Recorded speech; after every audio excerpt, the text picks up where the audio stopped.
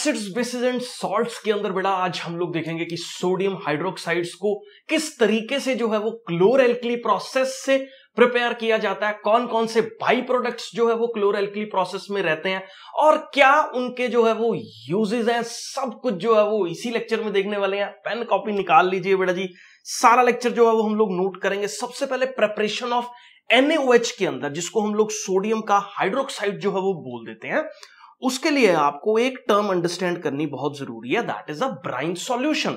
अब brine solution हम लोगों के पास क्या है, aqueous solution of sodium chloride. मतलब क्या है इसका कहने का कि अगर मैं NaCl, जिसको कि सोडियम क्लोराइड जो है वो बोला जाता है, इसी पर्टिकुलर को अगर मैं पानी के साथ जो है वो मिक्स कर दूं तो एक्वस का मतलब है ऐसा सॉल्यूशन जो वाटर के साथ जो है वो बनाया हुआ है। तो ऐसे सॉल्यूशन को हम लोग जो है वो क्या बोल देते हैं, ब्राइन सॉल्यूशन जो है वो बोल देते हैं। तो बेसिकली ब्राइन हम लोगों के पास एक मिक्सचर है किस किस चीज का, नमक which is NaCl and water H2O का मिक्सचर जो है वो हम लोगों के पास होता है। नेक्स्ट स्लाइड पे मूव करते हैं बेटा।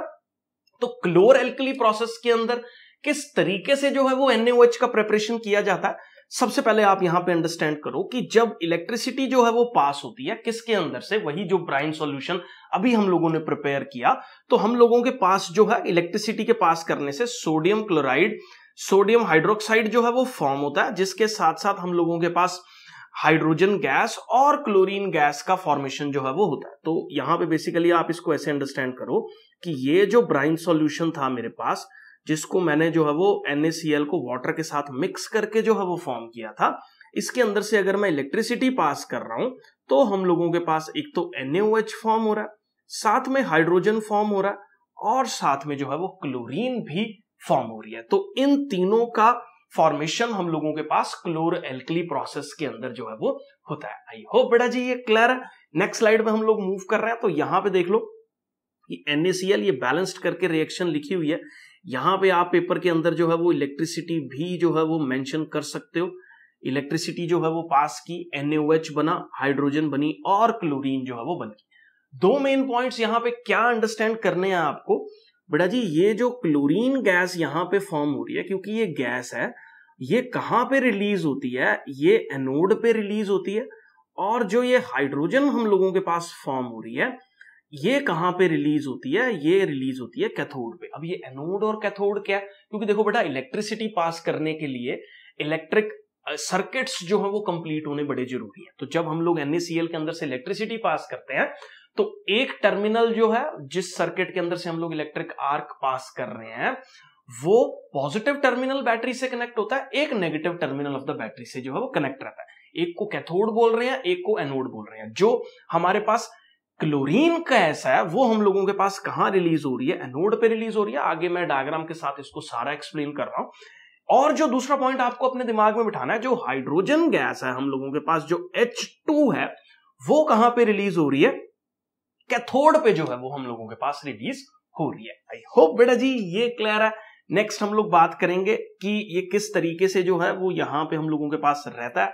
तो देखो एनोड हमारे पास कौन सा टर्मिनल है, positive terminal of the battery से जिस इलेक्ट्रोड को कनेक्ट किया गया उसको एनोड बोलते हैं। इसमें बच्चों को यूजुअल कंफ्यूजन जो है वो रहता है। देखो ये एनायन का उल्टा है, बच्चे इसको कोरिलेट करते हैं एनायन, एनायन नेगेटिवली चार्ज्ड है, लेकिन एनोड जो है वो हम लोगों के पास पॉजिटिवली चार्ज्ड है। जो कैथोड है वो कैटायन जो है वो हम लोगों के पास एक पॉजिटिव चार्ज वाला स्पीशी रहता है, लेकिन कैथोड हम लोगों के पास जो है वो नेगेटिव टर्मिनल वाले एंड बैटरी के को जो है वो हम लोग यहाँ पे कैथोड जो है वो बोल देते हैं। आई होप ये क्लियर है। अब देखो एनोड कहां पे है, ये एनोड है हम लोगों के पास। यहाँ पे मैं एक बार इसको मेंशन जो है वो कर देता हूं। तो ये बेटा हम लोगों के पास कौन सा एंड हो गया, ये एनोड वाला एंड हो गया, और ये हम लोगों के पास कौन सा एंड हो गया, ये कैथोड वाला एंड जो है वो हो गया।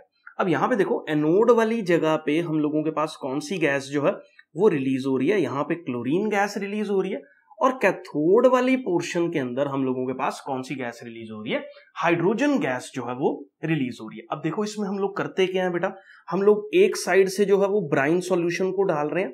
अब ये ब्राइन सॉल्यूशन के अंदर हम लोग सोडियम क्लोराइड और वाटर के मिक्सचर को जो है वो यहां से एंट्री करवा देते हैं।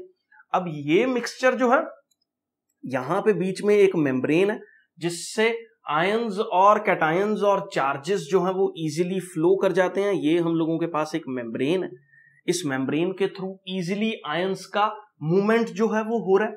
अब जैसी ब्राइन सॉल्यूशन इसके अंदर से पास होता है तो जो भी हम लोगों के पास क्लोरीन नेगेटिव वाला पोर्शन है, जो भी इसके अंदर क्लोरीन नेगेटिव वाला पार्ट है, अब इसको ध्यान से देखो, सबको मालूम है कि नेगेटिव, और क्योंकि ये देखो ये वाला टर्मिनल हम लोगों के पास जो है वो पॉजिटिव चार्ज वाला टर्मिनल है। अब ये नेगेटिव पॉजिटिव आपस में क्या करते हैं, अट्रैक्ट करते हैं। इसीलिए क्लोरीन जो है जो कि नेगेटिव चार्ज्ड है वो हम लोगों के पास क्लोराइड आयन जो है वो एनोड की तरफ अट्रैक्ट होता है। इसीलिए यहां पे जो है वो हम लोगों के पास क्या रिलीज हो रहा है, क्लोरीन गैस जो है वो रिलीज हो रही है।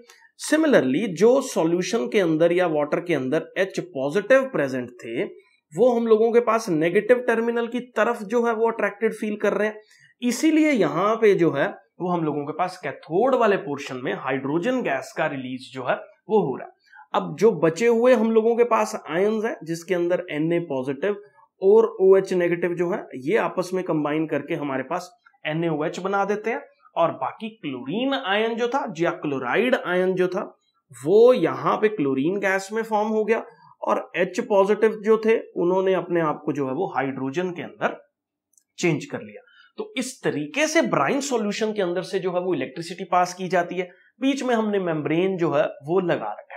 अब यहां पे हम लोगों ने जो है वो यूजेस मेंशन कर रखे हैं कि हाइड्रोजन जो यहां से या क्लोरीन जो यहां से रिलीज हो रही है उनके क्या यूजेस हैं, या जो NaOH हमारे पास यहां पे रिलीज हो रहा है उनके क्या यूजेस हैं। मैं अभी इन सब चीजों को जो है वो डिस्कस कर रहा हूं। तो यहां पे देखो बेटा जी, इंपॉर्टेंस ऑफ द प्रोडक्ट्स जो कि क्लोर एल्कली प्रोसेस के अंदर रिलीज हो रहे हैं। तो हाइड्रोजन कहां पे रिलीज हो रही है, कैथोड की एंड पे जो है वो रिलीज हो रही है, उसको हम लोग हाइड्रोजन फ्यूल के तौर पे इस्तेमाल कर सकते हैं। अमोनियम से रिलेटेड फर्टिलाइजर्स जो है वो हम लोग बना सकते हैं, क्योंकि हाइड्रोजन की रिएक्शन जब हम लोग नाइट्रोजन से कराते हैं हम लोगों के पास अमोनिया फॉर्म होता है, और इस अमोनिया को हम लोग बहुत सारे अमोनियम फर्टिलाइजर्स में भी जो है वो चेंज कर सकते हैं। मार्गेराइन का फॉर्मेशन जो है वो हम लोग कर रहे हैं, ये बिल्कुल सिमिलर फूड है, similar to butter but made up of animal और वेजिटेबल फैट। तो ये एक काइंड ऑफ फूड है जो कि वेजिटेबल फैट या एनिमल फैट से जो है वो प्रिपेयर किया जाता है। उसके अंदर हम लोग जो है वो हाइड्रोजन का इस्तेमाल जो है वो कर रहे हैं। तो हाइड्रोजन फ्यूल के तौर पे इस्तेमाल हो सकती है, अमोनियम फर्टिलाइजर्स को बनाने में इस्तेमाल हो सकती है, और बहुत सारी फूड इंडस्ट्री के अंदर इस तरह के कंपाउंड्स का फॉर्मेशन जो है वो हम लोगों के पास हो जाता है। आई होप बेटा जी ये क्लियर है। अब बेटा हम लोग बात करेंगे कि जो क्लोरीन हम लोगों के पास जो है वो रिलीज हो रही है, जो कि एनोड पे रिलीज हुई थी, वो वाटर ट्रीटमेंट्स के अंदर जो है वो इस्तेमाल हो सकती है। आपने क्लास 9th के अंदर जो है वो वाटर ट्रीटमेंट को, प्यूरिफिकेशन ऑफ वाटर को जो है वो पढ़ा हुआ है। उसके अंदर एज ए डिसइंफेक्टेंट के तौर पे जो है, जिसमें हम लोग बहुत सारे बैक्टीरियाज को जो है वो वाटर प्यूरिफिकेशन के प्रोसेस में किल कर सकते हैं, उसके अंदर जो है वो क्लोरीन गैस हम लोग जो है वो यूज करते हैं। और स्विमिंग पूल्स के अंदर डिसइंफेक्टेंट्स करने के लिए यूज हो रही है। बहुत सारे पॉलीविनाइल क्लोराइड्स जैसे जो पीवीसी पाइप्स वगैरह घरों में प्लास्टिक्स की इस्तेमाल होती हैं उसके अंदर इस्तेमाल हो सकती है। पेस्टिसाइड्स के तौर पे जो है वो हम लोग इसको इस्तेमाल कर सकते हैं। बहुत सारे डिसइंफेक्टेंट्स अभी मैंने बात की स्विमिंग पूल्स के अंदर जो इस्तेमाल कर रहे हैं, वो वाटर ट्रीटमेंट्स के अंदर जो इस्तेमाल कर रहे हैं, वहां पे क्लोरीन गैस का जो है वो यूज होता है। आई होप बेटा जी ये क्लियर है। नेक्स्ट स्लाइड पे हम लोग बात करेंगे कि तो जो हाइड्रोजन और क्लोरीन दोनों रिलीज हुई उनसे एक और चीज जो है वो हम लोग बना सकते हैं। जैसे कि उसको अगर मैं इस्तेमाल करूं, हाइड्रोजन को किसके साथ इस्तेमाल करूं बेटा जी, अगर मैं क्लोरीन के साथ इस्तेमाल करूं तो मैं यहां पे हाइड्रोक्लोरिक एसिड, जिसको HCl जो है वो हम लोग बोल देते हैं, वो प्रिपेयर कर सकते हैं। और ये HCl जो है बहुत सारी बड़ी इंडस्ट्रियल एप्लीकेशन जो है वो हम लोगों के पास रखता है। स्टील को साफ करने का काम जो है वो कर सकता है। अमोनियम क्लोराइड को जो कि NH4Cl रहता है उसको हम लोग प्रिपेयर कर सकते हैं। बहुत सारी जगह पे मेडिसिन के अंदर जो है वो इस्तेमाल होती है, और बहुत सारी जगह से कॉस्मेटिक इंडस्ट्रीज के अंदर भी जो है वो हाइड्रोक्लोरिक एसिड्स का हाइड्रोजन और क्लोरीन से जो मिलकर बना हुआ है उसको इस्तेमाल कर सकते हैं। आई होप ये क्लियर है। नेक्स्ट स्लाइड पे बेटा जी हम लोग बात करेंगे कि जो NaOH हम लोगों के पास जो है वो यूज हो रहा है। देखो इसका जो मेन एप्लीकेशन है ना NaOH का, बहुत सारी जगह पे इसको हम लोग साबुन में इस्तेमाल करते हैं, डिटर्जेंट्स बनाने में इस्तेमाल करते हैं, पेपर बनाने में इस्तेमाल करते हैं, या कोई आर्टिफिशियल फाइबर्स जैसे कि हम लोग नाइलॉन जो है वो उसके अंदर बनाने के लिए इसको इस्तेमाल भी जो है वो कर सकते हैं।